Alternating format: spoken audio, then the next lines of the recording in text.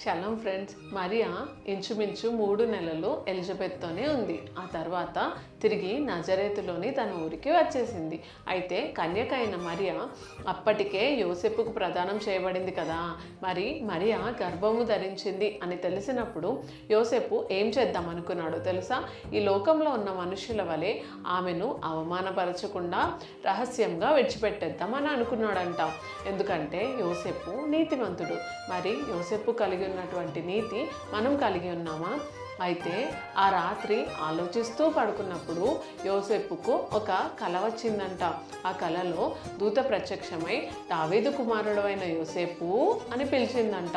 అనగా లేఖనాల్లో ప్రవచించిన విధంగా యోసేపు యూదా వంశం నుండి, దావీదు చిగురు నుండి వచ్చినవాడు. యోసేపు దావీదు వంశం నుండి ఎన్నుకోబడ్డాడు. మరి నువ్వు నేను అబ్రహాము సంతానమే కదా. నేను ఎన్నుకోబడ్డాను. మరి నువ్వు ఎన్నుకోబడ్డావా? Joseph from JUDA.